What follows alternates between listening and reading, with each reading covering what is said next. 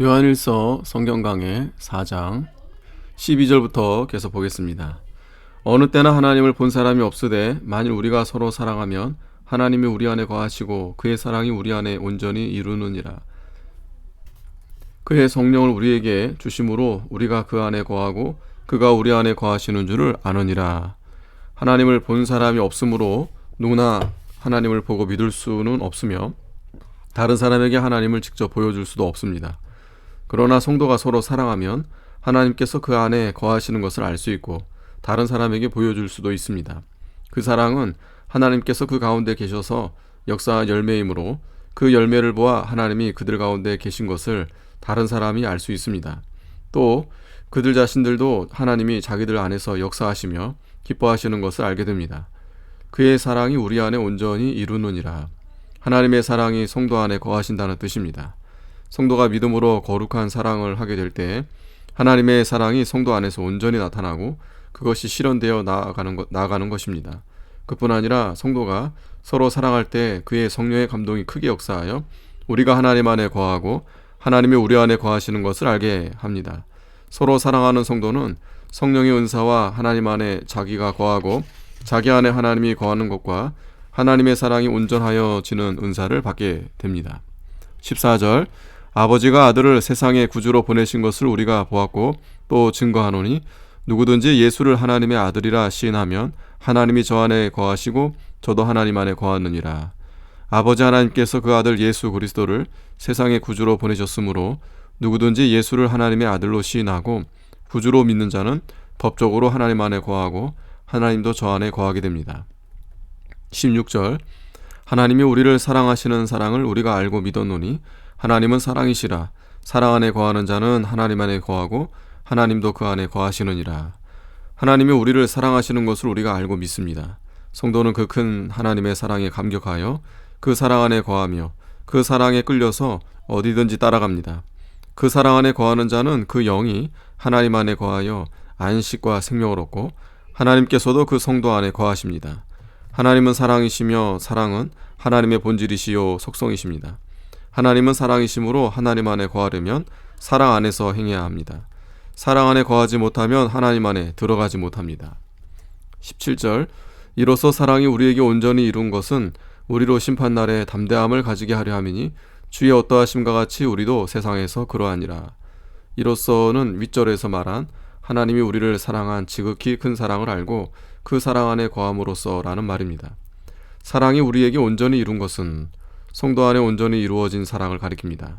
성도가 하나님의 사랑의 세계에서 살고 그 사랑에 끌려서 형제를 진정으로 사랑하면 사랑이 온전히 이룬 것입니다.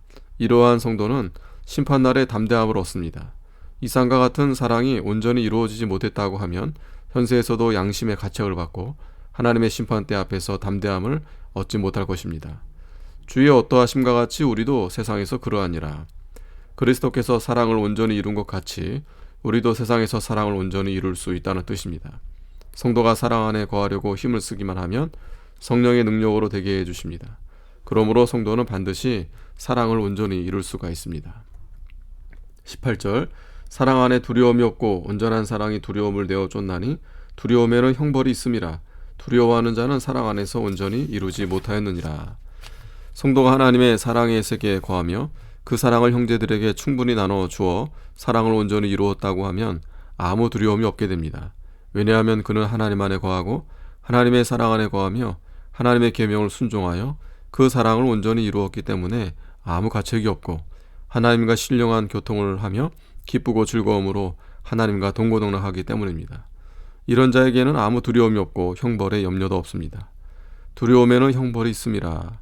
성도가 두려워하는 것은 가책이 있는 증거요 사랑 안에서 온전히 이루지 못한 증거입니다. 이런 자에게는 형벌이 있을 것입니다. 그러나 성도가 지옥 형벌은 받지 않고 하나님 아버지께서 사랑으로 징계하는 형벌을 받으며 때로는 세상에서도 책망을 받게 됩니다. 19절 우리가 사랑함은 그가 먼저 우리를 사랑하셨음이라. 우리가 사랑함, 성도가 하나님과 형제를 사랑하는 것을 가리킵니다. 우리가 이 같은 사랑을 하게 된 것은 하나님이 먼저 우리를 사랑하여 독생자를 보내어 우리 대신 십자가에서 죽게 하심으로 그 사랑을 나타내 주셨기 때문입니다. 그러므로 우리는 그 사랑의 원동력에 의하여 하나님과 믿는 형제를 사랑하게 된 것입니다. 이 사랑은 신본주의 사랑입니다. 하나님의 사랑을 알고 그 사랑 안에 거하는 자는 자동적으로 그 사랑이 넘쳐 나오게 됩니다. 20절 누구든지 하나님을 사랑하노라 하고 그 형제를 미워하면 이는 거짓말하는 자니 보는 바 그 형제를 사랑치 아니하는 자가 보지 못하는 바 하나님을 사랑할 수가 없느니라. 하나님을 사랑한다고 하는 말의 진가는 형제의 사랑의 여부를 보아 판별됩니다. 하나님을 참으로 사랑하는 자는 그 속에 사랑이 있을 것이요 속에 있는 그것이 밖으로 나타나게 됩니다. 그러므로 형제를 사랑치 않는 자는 그 속에 사랑이 없는 증거이며 사랑이 없는 자가 하나님을 사랑한다고 하는 것은 거짓말하는 것이 분명합니다. 왜냐하면 속에 있는 것은 반드시 나오게 마련이요 속에 없는 것은 나올 수 없기 때문입니다. 그러므로 보는 바 그 형제를 사랑하지 않으면서 하나님을 사랑한다고 하는 것은 거짓말하는 것입니다. 우리 성도가 형제를 진정으로 사랑하지 못하는 것을 회개하고 먼저 하나님의 사랑의 세계에 들어가도록 힘써야 합니다. 그리하여 하나님의 충만한 사랑을 받아 그 사랑 안에서 다른 사람을 진정으로 사랑하는 자가 되어야 하나님과 사람 앞에 바로 사는 것입니다.